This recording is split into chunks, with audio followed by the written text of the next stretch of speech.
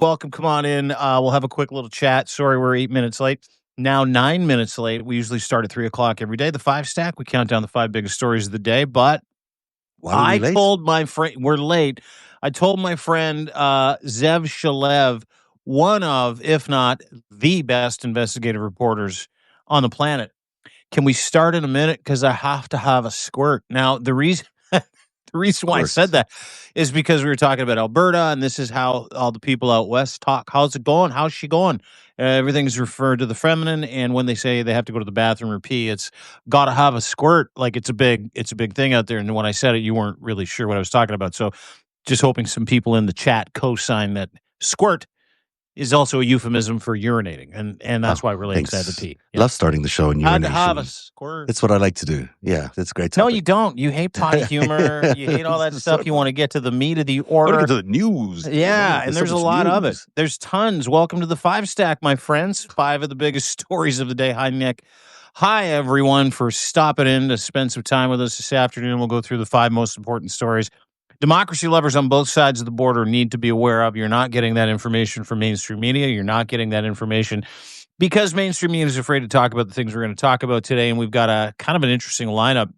If you watched my weekend roundup with Lev Parnas, former Trump fixer, Giuliani fixer, you know that trouble is afoot at the Circle K, the Democratic Circle K, and it all feeds back into the same loop, which is fascism is here, the police state is here, thought crimes are here, and now the Trump regime is trying to martyr one racist alt-right podcaster so that they can come after you. Welcome to the FiveStack. That is Zev. Where do you want to start today, big fella? Well, let's start with the breaking news, which is still the story of the Charlie Kirk assassination. And a lot of controversy around the 22-year-old Tyler Robinson. He's a third-year electrical apprenticeship student from a small suburban community of Washington, Utah, who was arrested and is the key suspect in the crime of killing Charlie Cook. Robinson is being held without bail at Utah County Jail on charges including aggravated murder, felony discharge of a firearm, and obstruction of justice, with a special housing unit placement pending mental health evaluation. The suspect is not cooperating with authorities, but investigators say they haven't covered disturbing details about his radicalization through gaming culture, according to the governor, Spencer Cox, which describes as the governor describes as a deep, dark internet, Reddit culture, and these other dark places on the internet. Yeah. We still don't know very much about his motive. We really don't. There's a lot of speculation online, and many of you have read it. There is some new evidence today, according to Kash Patel, that they did find forensic evidence linking the shooter or alleged shooter to the casings and a screwdriver that they said what they found on the roof of the building. So that's where we are in the investigation. Many people online are calling this Tyler Robinson thing a patsy, that he's not really anything to do with the actual murder. I don't know if that's in any way true. Yeah, they're calling him Tyler Harvey Oswald. Yeah. They're calling him. Yeah. It's very well. What do you think? I mean, there's a lot going on in this investigation. It's impossible to find your way through the various explanations as to what he might have done this for or why he did this. Let me preface what I think by saying something that everybody knows. Trump, Patel, Bondi, Bongino, Blanche, the DOJ are all fucking pathological liars. They're all pathological liars. We'll come back to that in a second because it matters in the big scheme of things. So when you talk about forensic evidence that Kash Patel has uncovered, that forensic evidence, according to Kash Patel's interview with Fox and Friends this morning, was fascinating. He's like, we discovered a manifesto. It was burned by the FBI.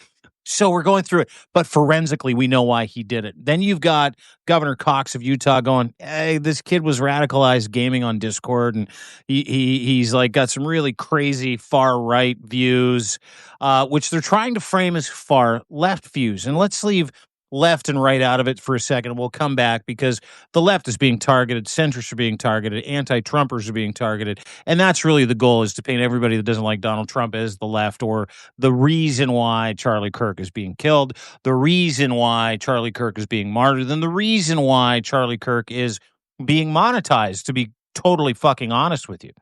And so if you kind of start at that level of, okay, they're all pathological liars, Every single piece of evidence Kash Patel and the Trump regime said they have about this gentleman's ideology is bullshit. It's all a fucking lie.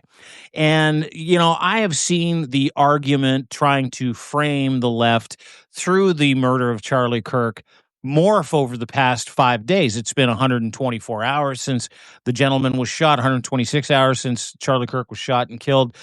It went from it was a trans liberation army member to he had trans friendly views to he lived with a trans guy to now the Dinesh D'Souza explanation and the Carrie Lake explanation is, oh, he was radicalized at trade school because higher education's bad.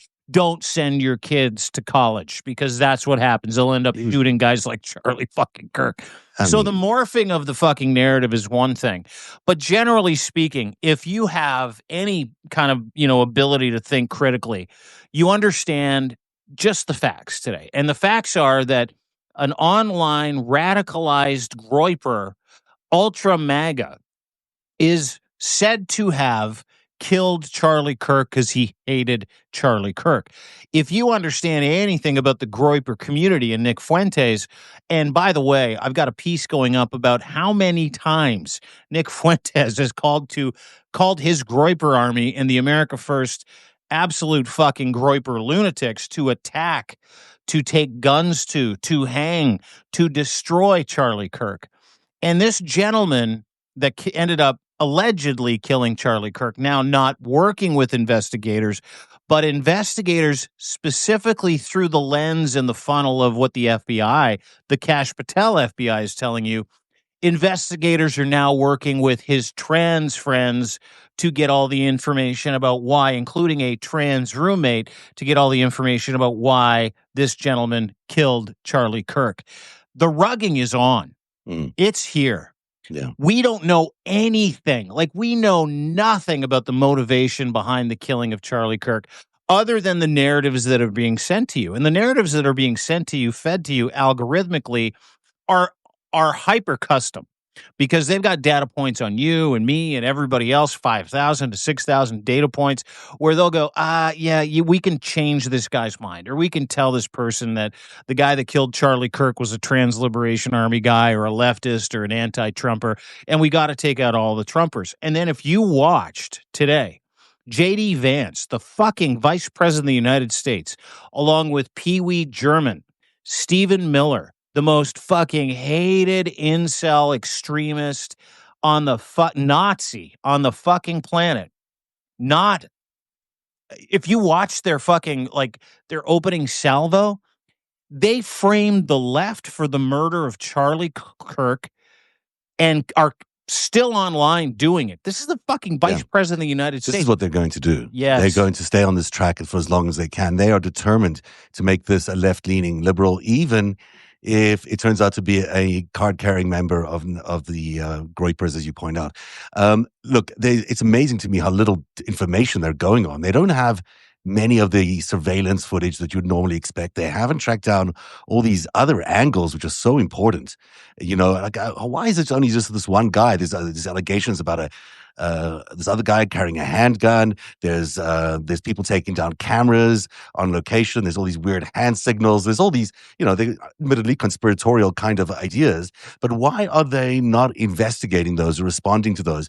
Instead, they're ginning up what seems to be who knows, it would be fake, but it's hard to prove, a conspiracy amongst these supposed transsexual community of Utah and that are supposedly friends with this guy. I mean, it's so weirdly loose. We've not heard from anybody who's come forward and spoken about this. We've had no one say, "Hey, I'm a member of the community, and this is my trans friend." None of that. I'm not getting any of that. The only co-signing of any relationship that Tyler Robinson had came from a high school friend of his who came out and did a video, which has since been literally scraped from the internet. Who's like, "Hey, listen, the only way I can describe this guy is one of those crazy, Reddit Groyper dudes." Yeah. Like, he was full on into Reddit. He was full on into the community. And now you're starting to see the Utah governor, and I give him a little bit of credit, even though he's like, yeah, we're talking to his trans roommate. Because what happens is, and what's happening is every single headline I've seen from adjacent or MAGA adjacent or MAGA funded mainstream media outlets is the sexual preference of the people that he hung out with, the identity of the people he hung out with, to frame him and frame the trans community and frame progressives and frame liberals as the reason that this man killed a saintly Charlie Kirk. Keep in mind, a saintly Charlie Kirk that called for the whipping and shooting of migrants, a saintly Charlie Kirk that called George Floyd a scumbag and said, quote, "I'm glad he's dead."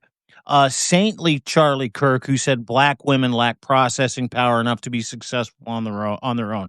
A saintly Charlie Kirk who called for the fucking death penalty for Joe Biden and anybody around him that didn't agree with his white Christian nationalist bent.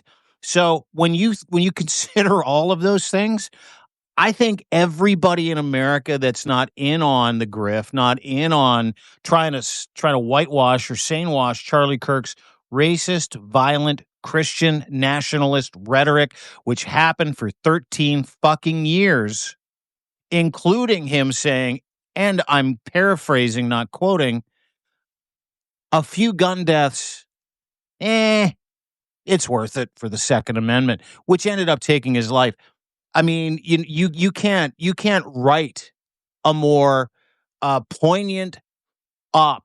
You can't imagine a more poignant op when it comes to the sainthood of Charlie Kirk, where NFL teams, Major League Baseball teams, because Donald Trump told Goodell and Manfred, you need to fucking treat Charlie Kirk like a saint. And some of these teams are, some of these owners are. This funeral that I saw today, Anna Paulina Luna, who's a psycho, she equated the importance of Charlie Kirk as a patriot for humanity with Martin Luther King, JFK, and RFK. That actually happened today.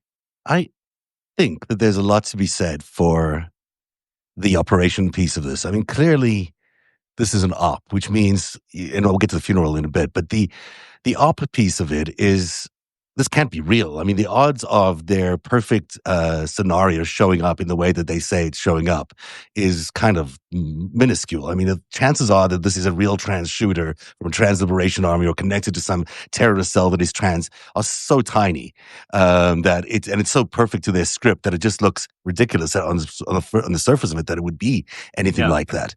But what I was pointing out on my narrative piece that I posted earlier on today is that there has been a real rift between Charlie Kirk and the Israeli or Jewish donors that were supporting him over the last few months. And this is a real thing that Candace Owen has been talking about as well, that there is he has been more and more opposed to Israel, more opposed to Netanyahu policies, I should say, over the last few months. And this is a guy who's in the history of the Turning Point movement has been very, very much aligned with Israel and a huge fan of Israel. But in the last few months, there's been a real sea change in how he's talked about Netanyahu, about his concern around Epstein, about his concern around the Epstein files, and also his concern about October 7th and what happened on that day. He has spoken more frankly and openly about what people are saying about October 7th than almost anybody else on the political spectrum. So, to define him as just what he said in those extreme moments in his past, I don't know if it's absolutely accurate. I think in the last few months he was coming through some sort of awakening, if you would like. Maybe he's becoming woke, if you want. That, he himself said he was going through evolution where he's being much more, critical thinking was forming part of what he was doing. And in his assessment of Epstein, in the Epstein files, he is being quite vocal and pushed that more than anybody else. In fact, I think the whole reason you've got people like Marjorie Taylor Greene and Boebert and others on the side of releasing those files, on the side of signing onto that discharge petition, is because of Charlie Kirk. And there's something to be said for that kind of core conviction that he has. I mean, I will say that that's an interesting part of his character, whether you agree with what he says or not. He's surely very, his conviction is high in terms of what he says. But what's really interesting to me is Israel is the kind of, has a lot at stake here. If Charlie Kirk continues to be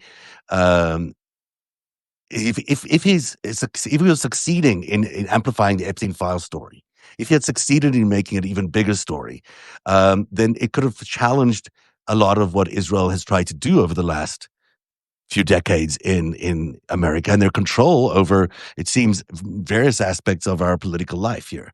And the fact that he was causing some risk to that, and the fact that Bibi Netanyahu was so out front right after the assassination happened. Yeah, where he put out, he's like, "We didn't do it. I swear to God." Yeah, but it's sort of like, just after it happened, he says prayers for Charlie Kirk, and then he was the first person to say, to give tribute to Charlie Kirk. This is a leader of a foreign country. Why is he inserting himself into a story like this?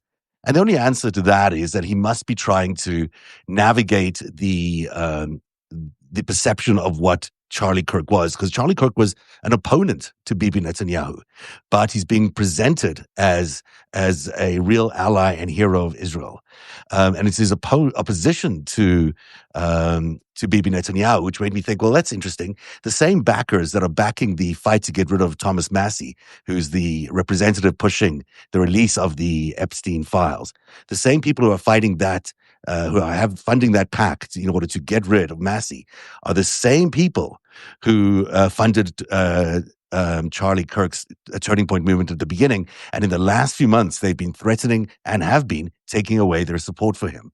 He was down to his last donor, according to some people.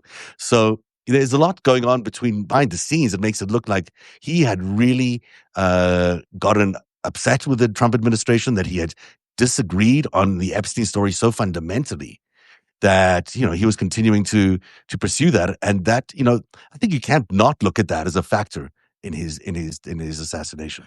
Yeah, and that's it's funny because I'm so focused on how the Trump regime is using Charlie Kirk, elevating Charlie Kirk as some kind of fucking saint who's never done anything wrong, and canonizing him, talking about statues, talking about naming streets after him. They're talking about blasphemy laws around Charlie Kirk. There's a black woman that got arrested at Texas Tech, and Greg Abbott celebrated it. The guy in the wheelchair, Greg Abbott, the guy at the end, fell off a ladder. He's like, oh. He's celebrating it, that you can't say anything bad about Charlie Kirk. And revisionist history being one thing, facts being another, that Charlie Kirk was an asshole. I mean, he was just a racist, Christian, white nationalist asshole. But let's leave, dude. Yes, we can go into this. He said some terrible things along the way. There's no doubt about it. He has been a figure for the right-wing community and has pushed MAGA policies and strange white supremacist policies all along. But actually, when you listen to him recently in any event, as I was doing, he sounds completely reasonable. He doesn't sound like he's off on the. Well, he sounds reasonable on certain, subjects. Like, for a guy like Charlie Kirk to openly question, Bibi Netanyahu's intentions, for a guy like Charlie Kirk to go against the machine that he helped build, when Donald Trump is actively working with Bibi Netanyahu for real estate, energy deals, et cetera, when, that creates obviously a major problem for Donald Trump. There are a bunch of indicators here that would dictate that Charlie Kirk was an increasing, liability, an increasing liability to Trump, an increasing liability to Netanyahu, and whatever the fuck little deal that those two pricks have worked out. And listen, you have to be able to separate Israelis from Netanyahu. You have to be able to separate Jews from the government of Netanyahu. You really do. And that's one of the things that Charlie Kirk actually did that I appreciated, is towards the end, in the last several months, he's openly started to ask questions about, genocide in Gaza. He openly started to ask questions about the intentions of a man, Bibi Netanyahu, who's supposed to be on trial, who is, he took October 7th, which was horrific. It was a genocidal attack of a Muslim terrorist regime on, peaceful Israelis at parties, in their homes, at festivals and concerts. These are war-weary people. He also, made a point of talking about, the plight in Gaza, which is a very human plight. It's got nothing to do with ideology. It's got everything to do. And he also understands the players deeply and probably knows some of these people, and we don't.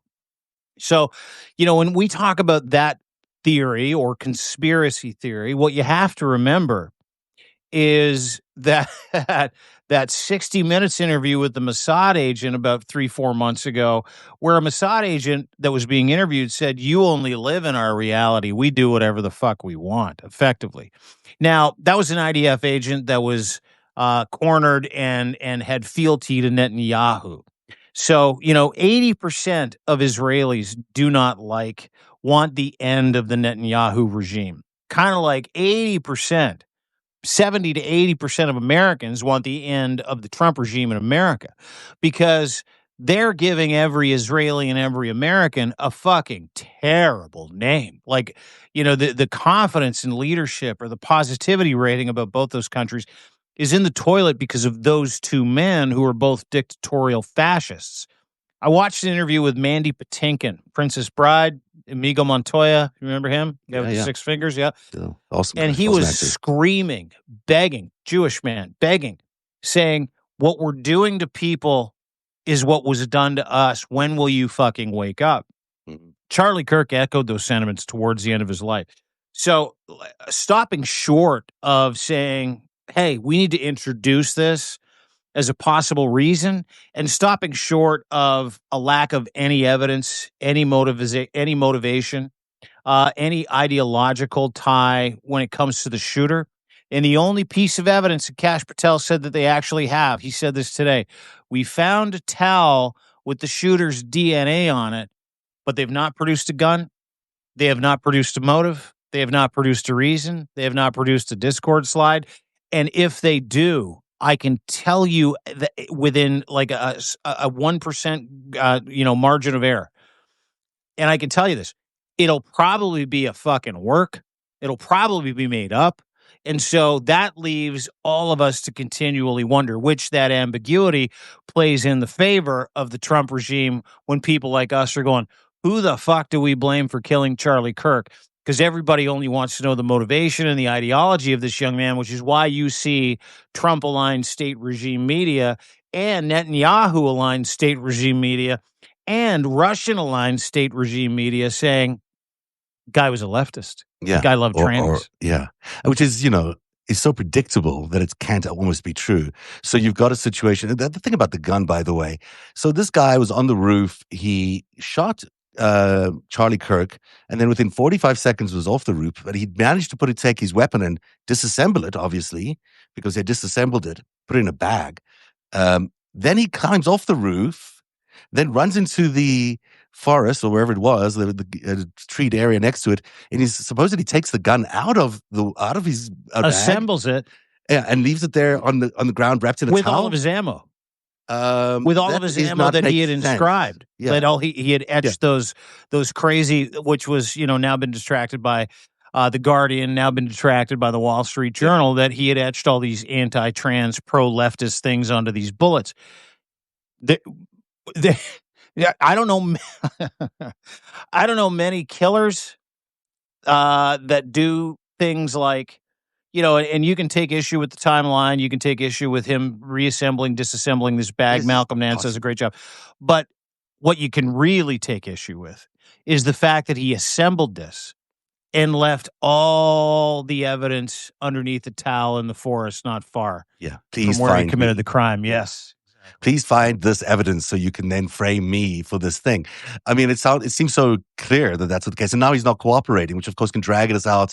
They'll spend lots of time focusing on him. Maybe he'll get to trial, but the minute he's there at trial. Do you want to know what I think? What? You want to know what I think about why he's not cooperating? Or that's the message that we're getting from people? Yeah. And keep in mind, I'm no Columbo. But if you want to frame a murderer, on somebody, you get him to shut the fuck up. You tell the rest of the world he's not cooperating, and then you talk to other people about his intentions, and then you manufacture an intention that you can lay on the man. Or he knows he's going to get off, and he knows he's just doing it for other reasons, maybe. Maybe he's there to be this maybe he didn't do it. Maybe he didn't do it. He's a decoy. He's the patsy. Call it what you will. Maybe he's just the guy that they're looking to frame while the real killer might not even be there, or has escaped a long time ago. We just don't know enough. And I can't believe that they've just looked for this one guy, determined that it's one guy, and that's it, that there isn't a broader investigation into all these 3,000 people that were there. Oh, dude, Are there like and 3,000 other people amazing, you'd want to interview? and amazing that they're only going after one guy and they're only going after one narrative. Yeah. And they're all predisposing everybody to that fucking narrative. Yeah. It's right? so early to be doing we that. don't have any of that information. Yeah. Why wouldn't you consider the other options? Could it be that a foreign intelligence service assassinated Charlie Kirk? Could that be a possibility? I mean, surely it's a possibility. I don't know if it's the reason, but it surely could be. It could be that, any number of other motives would have been taking place, and other shooters could have been there to kill him, that it could have been an inside job. It could have been anything. So the fact that they've rushed to this conclusion that fits so neatly into Stephen Miller's view of the world makes you think that it's all a fake. It can't possibly be real. This is, I'm smiling not because I'm happy, but I'm smiling because, like, as we talk about it, all those puzzle pieces are coming together. Yeah. Which is, how fucking odd is it that every time someone takes a shot, it's always the left. It's always trans people. It's the Trans Liberation Army. It's the gays. It's the progressives. And let me explain something to you. I've got a piece about this at deanblundell.substack.com. Encourage everybody to read it. Two pieces that are really important. MAGA is eating MAGA because Tyler Robinson was ultra MAGA. Mm-hmm. The perfect patsy, right? You can blame, you can defame, you can do all kinds of things with him.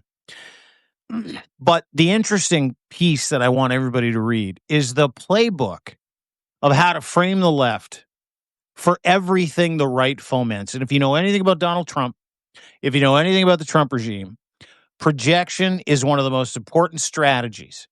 And not only to project, but to project in an avenue that benefits MAGA, that vilifies a certain community. And that community has always been 0.1% of the fucking population, because that's who their Christian lobby supporters fucking hate the most. The trans community, the progressive community, the LGBT community. And every headline on every state media outlet, from Fox News to GB News in the United States, is, by the way, he lived with a trans person. Yeah.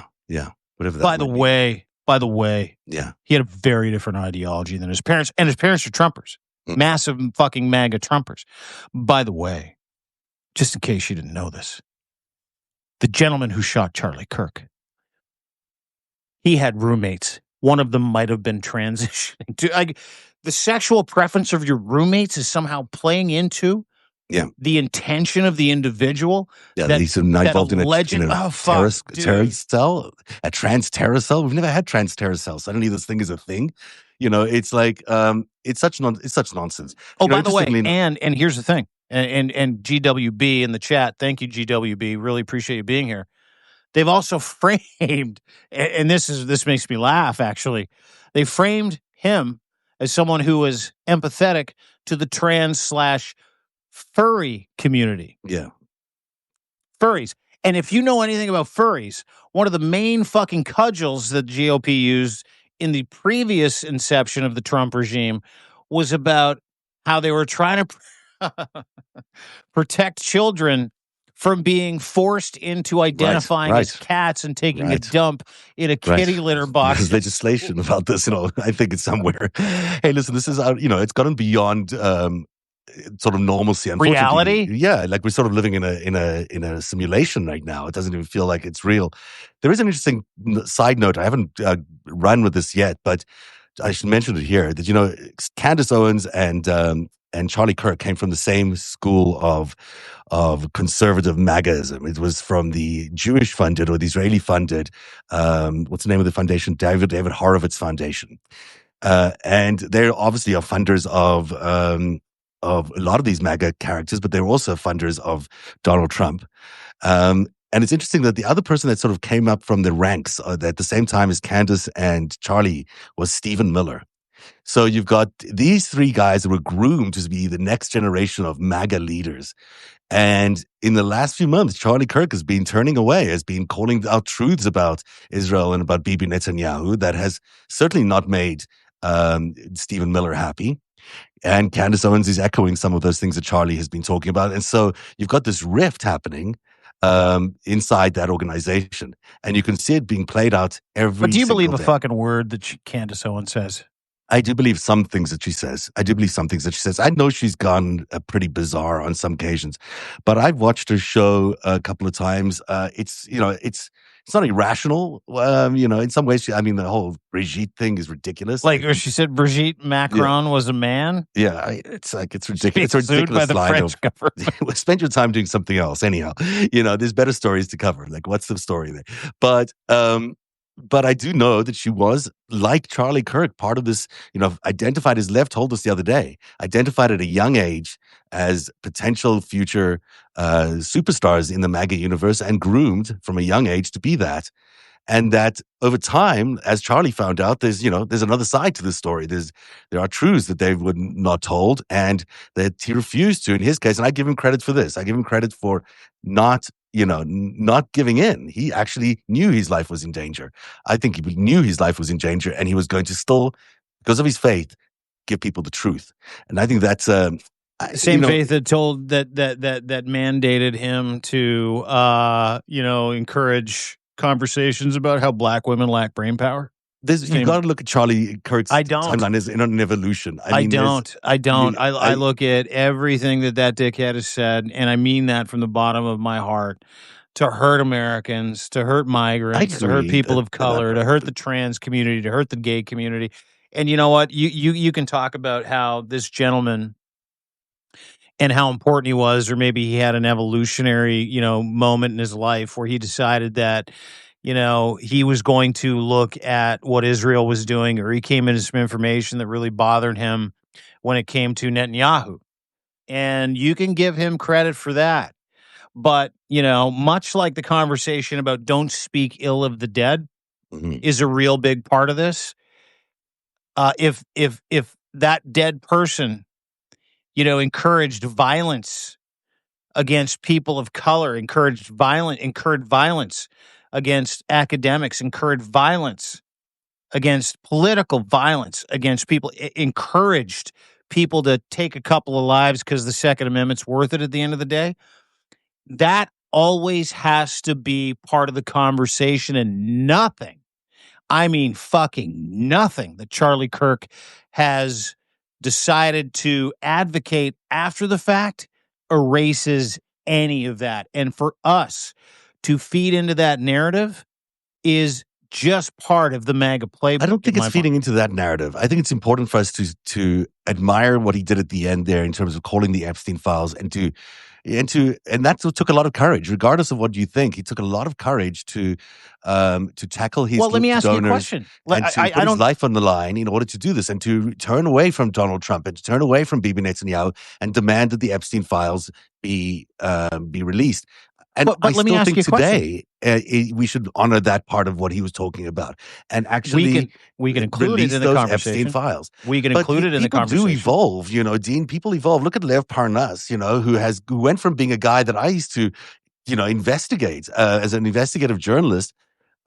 And couldn't believe some of the stuff that Lev Parnas, did in now his you're past. podcasting with him but now all I'm the time. podcasting with the guy, and he's evolved. Clearly, there's an evolution there that you can't disrespect, because it's an evolution that's clearly manifesting itself in action. And I think the same thing with Charlie Kirk. I mean, he didn't go completely woke, but he certainly at the end there, I think in his understanding of Israel and understanding of the Epstein files, he kept telling the truth and going against his funders and his donors were ditching him. He was losing everything for this, and he was still stuck to the truth. I mean, that is he stuck to his truth. Like, let me just kind of, and I listen. I'll give you that. I'll give you that he went against the machine.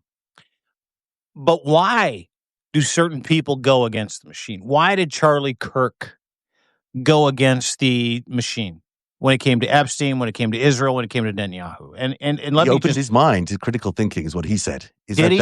Yes. Because what happened, he was raised from 18 years old into this MAGA movement as a disciple, right? Like he was brainwashed into this thinking from an 18-year-old. And now he's 31 and he's beginning to see the world as it might really be.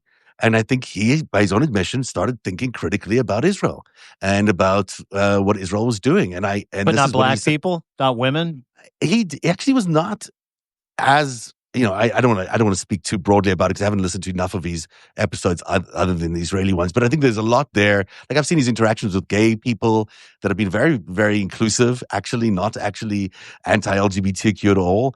That welcome gay people into the conservative movement. That were not opposed to people who are gay. I thought that there was surprising interactions that were less horrific than we've been told they were. Okay. Give him whatever credit you need to give him for any kind of thought process that changed over the course of his 13 years as the CEO of Turning Point USA, which made $400 million, by the way. $400 million in 13 years. It's a lot of fucking money. And give him credit for going against the machine that he was taking a bunch of money from Israel. Empire. Yeah. Give him credit for that. Give him credit for standing up for that. I go back to the Dan Bonginos of the world and the Kash Patels of this world when it comes to this conversation. There is a realization of every maggot that is in the Trump regime going on right now. Okay? That realization is, oh my God, Bibi Netanyahu's an asshole. That realization is, oh my God, maybe there is genocide in Gaza, right? That realization is also, oh my God, I've gaslit millions of people about the Epstein files and about Israel's intentions. And I've made millions doing it as an alt-right podcaster. And I built an army of people.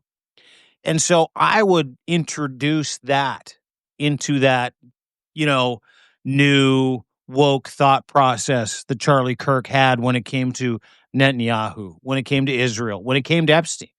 Because Charlie Kirk was the pom-pom fucking shaking, release the Epstein files guy for a long time. And he watched his base like Trump watched his base abandon him when for one day Charlie Kirk was like, yeah, I think it's time to move on. The reaction was so severe from the people that actually lined his pockets that he decided to go, okay, well, maybe we should look into it. I would like to introduce that. It could be that it was the reaction from his audience, but the money came from these donors, and the donors were telling him not to do it. And the donors were telling him that they were going to withdraw all this money. And those same donors are currently funding an effort to stop the release of the Epstein files by getting rid of Thomas Massie from his position as representative. Both things can be true.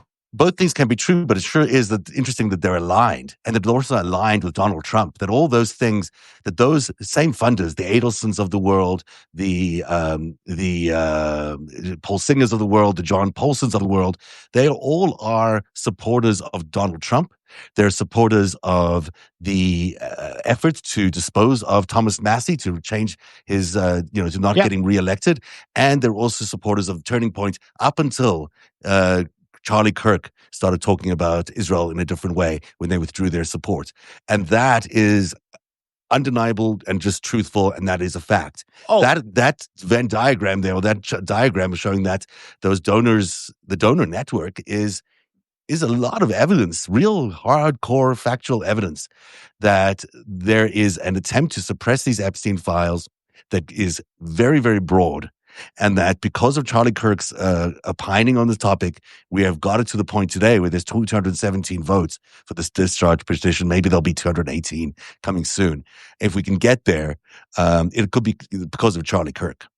Yeah, and listen, if that's the reason, and if in the end, we find out, and I'm stretching here, like Stretch Armstrong, remember those dolls? Yeah. I'm stretching here. If indeed Charlie Kirk's opposition to the non-releasing and his anger over the Epstein files leads to the discharge petition getting let out. Let's call it the Charlie Kirk discharge petition. What a great legacy for a man whose past is filled with hate. Yeah. If indeed we find out that Charlie Kirk was part and party to understanding that Netanyahu is a terrible fucking human being and a fascist who committed genocide against the people in Gaza. If indeed we find those things out, let's call that, the Charlie Kirk compact when it comes to understanding what goes on. If indeed, I will give him and the memory of that gentleman the credit for standing up for whatever it was that led to the release of the Epstein files, whatever it was that uncovered, Israel's involvement in any kind of fucking shenanigans where it comes to foreign interference in the United States and abroad. I will give him credit for that. I don't, and here's the catch, is that your body of work, everything you say and everything you do is your resume. You and I know that both. I know that intimately because of my past and how my life has been framed by the media and all that other stuff. I get that. But, I'll give that man credit. But again, I go back to this all the time, is that Charlie Kirk and what Charlie Kirk stood for, what he did on 3,500 campuses around the United States of America to young men and young minds, telling them that white people have front of line access. Black people are only with you because you give them this special opportunity, or slots, he called them. Black women don't, can't process, proper equations to be successful in life. Or like all of those things matter when it came to the environment that ended his life, and to exclude him from that because, he started asking questions about Netanyahu's intentions is ridiculous to me.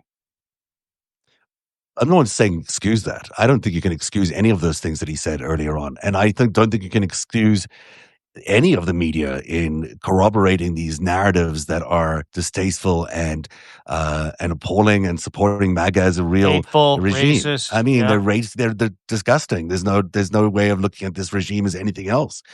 But this has been a well-funded, well-organized effort by largely foreign interests, but also domestic ones, to really psychologically tamper with American brains and brainwash a lot of Americans into the super cult, as you were talking about. I mean, this is not just happening by accident. He could have been someone who was part of that cult as well, as identified at a very young age and groomed into a position. I'm not excusing anything he said. I'm just saying we have to look at his evolution towards the end and say, well, that's really interesting. I mean, I'm only saying it's really interesting because it frames the murder in a different way. Could it be that he was murdered for something else other than these left-right politics that we're being pushed into? It could you know what be leans that he was- you know what he leans was, into what you're saying? You know what leans into what you're saying? I don't know if you watched. I'm gonna. People are gonna get angry about this, but I don't care. I don't know if you watched Erica Kirk's 13.5-minute bizarre turning point press conference. I don't know if you saw her unhinged, perfectly lit and sounded open casket video. I don't know if you saw the subsequent request for everybody to join the army to go after evildoers. Subsequent, where it fit the perfect crime, the perfect grift. You hit people with grief, then you tell them that you're taking over, and then you vilify a certain group, then you ask for money. Erica Kirk this weekend on GoFundMe.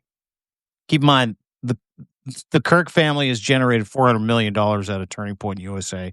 They're worth between $15 and $20 million as a family. She made $4.3 million on GoFundMe this weekend. She made another $10 to $20 million and completely reoriented the entire Turning Point movement. And not once did anybody talk about Israel. Not once did anybody talk about Epstein. Every conversation pointed to the same fucking culprit, which is you, which is me, which are trans people, which is the left, which is anybody that doesn't identify with Donald Trump as a legitimate fucking president of the United States and his movement as a legitimate movement to, quote, take back America or make America great again. And I watched that this weekend. I put out a post about it where I formulaically proved out that this is what cults do, right? And to your point, the death of Charlie Kirk, and I'm leaning into your conspiracy theory here, so enjoy it. The death of Charlie Kirk completely reoriented every conversation around the Epstein files. The death of Charlie Kirk completely reoriented the conversation around Bibi Netanyahu. The death of Charlie Kirk completely militarized the entire MAGAverse from the Groypers to the low-level maggots to create this new super cult. I had Lev Parnas on. He talked to people in the Trump admin today and yesterday. What's the goal? To deal with the fractures in MAGA that have been caused by Epstein, Russia, and Charlie Kirk's penchant for questioning Israel. All of those discussions have ended. All of that rhetoric is gone. So while I completely have to, and I mean this from the bottom of my heart, you have to take into account what this gentleman stood for, not what he was trying to talk about now. To your point, you can lean into that conversation and go, who benefited and why? And it's painfully clear that this creates a solve or a buffer for all those fractions within MAGA to bring them all together into that super cult. And if you saw what happened in the UK this weekend, where that little fucking prick, Tommy Robinson, held an anti-immigration, say his name, Charlie Kirk rally where a couple 100,000 people showed up and Elon Musk appeared on the big screen and told everybody, they're coming to kill you unless you get them first. The time is now to fight. What a perfect fucking storm for Donald Trump. It is well said. I got to say one other thing because the reason I got to these, I just had a thought this weekend that this reminds me a lot of Lenin, of the death of Lenin, the Russian leader, not the musician, who died in 1924. Vladimir Lenin did, and from a series of strokes. He was there was an assassination attempt years earlier. And he still lies in state today, in Red Square.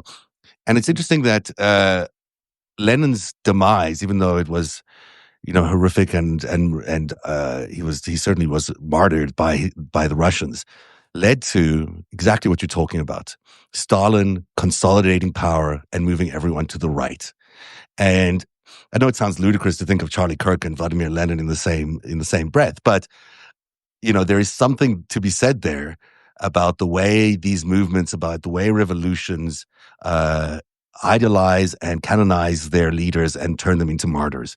And I think we're seeing some of that going on now with Charlie Kirk. Well said. Well said. History is a great teacher. If you want to learn anything, you talk to the dead. You talk about the dead. Yeah. And what a great example. I've never considered that, but there's a reason why the corpse of a guy who's been dead for 101 years is still on display. It's a rallying cry. It's a battle cry. It's the same reason why, I was disgusted, not because I don't like Charlie Kirk or what he stood for, by this perfectly produced video that Erica Kirk put out kissing Charlie Kirk's dead hands with a handful of bling, saying I love you with, dubbed in undertones of what is believed to be Charlie Kirk saying I love you too, and fed to hundreds of millions of people this weekend. It is absolutely a playable example, to your point. The rallying cry, the battle cry, the sainthood, the martyrdom, which we're coming back to now as we started to kind of have that conversation before. That is for a couple of reasons. And I think one is to consolidate power. Two is to consolidate power among a fractured group, which has been fractured because of the Epstein files, because Donald Trump has not delivered on any one of his promises to end any single war, because he's abandoned Ukraine, because he's trying to confuse and frustrate every single one of the members of his base. But the one thing that a lot of those people, whether you're a Groiper or not, had in common: Charlie Kirk, Turning Point USA. And I think we should use this as a rallying cry for the Epstein files. I'll just go back to that. I think absolutely. Every single person should be calling their congressperson and saying, Charlie Kirk wanted us to release the Epstein files. We should do it to honor his memory. We should absolutely vote in favor of the discharge petition and get those files out, because those files, I believe, contain a lot of secrets that we really want to know about. Totally agree. And that has been a one stack instead of a five stack today. Yeah, the one stack was a lot of fun. If you can kind of break it down into 5 different stacks in the one stack, but yeah, that was good. I appreciate it. Yeah. So everyone should check out deanblundell.substack.com, because that's where you get the best news in the morning. I don't know what time you wake up. I don't know how you do what you do, but every time I wake up, which is a little later than you, I get the best news in the morning from deanblundell.substack.com. Become a subscriber, become a paid subscriber. It's the best place to check out the news in the morning. At narrative.org, I've got the story that I posted about Charlie Kirk. It goes through some of the key points that I found out about the funding around Charlie Kirk, and also you got video evidence there of his transition, and then also some interesting interactions with Megyn Kelly, another sort of former Fox News person who's become quite a big deal on YouTube. So check it out, read it, form your own opinions. And The Greatest Heist, I'm going to bring back that series. I stopped for a week because I just needed to see what was going on with Charlie Kirk. But the next part is coming out, and it's a goodie. So hopefully by tomorrow I'll have it out. All right, buddy. Well, I can't wait. Greatest Heist series, one of the greatest context setters that you'll get when it comes to what's going on today. Always good to be with you all. Thank you so much for stopping by to join us on the 5 Stack today, where we try to get to the most important story. Story was a 1 stack. We had other things to talk about, but this is still pretty important because of the long-reaching impact of the martyrdom of one Charlie Kirk. And it's happening here in Canada. It's not just in the United States. We had the Canada First chapter, which is the America First arm here in Canada, get shouted down the street as they tried to hold a white supremacist say his name party at Christie Pitts. The significance of that we'll talk about in my Substack, because that's where all of the racists who hated Jews went after Jews in Christie Pitts, prior to World War III, which is here in Toronto. And or World War II, it was a big deal. It was very significant. And so we're trying to keep an eye on what's going on here in Canada, because this is spilling over across other borders. The rallying cry around this gentleman. And a lot of things can be true at the same time. You can still have empathy for this man's children. You can have empathy for his family, but you can also call a spade, and that's what we try to do here. So we'll see you tomorrow on the 5 Stack, 3:00. We will be back with my friend Zev Shalev. A wonderful day, everybody. And don't forget to subscribe to both of our channels. Free or paid, doesn't matter. And more importantly, please share. Share this conversation with people if you found it important, if you learned something, if you got context you didn't have before, or if this affirmed the information you have. And I say this all the time, you're not crazy. They are. We're here to reaffirm those values and that perspective. Have a wonderful day. Thanks for watching the 5 Stack. And we'll see you all tomorrow, everybody. Thanks for spending time with us. Cheers, Dean.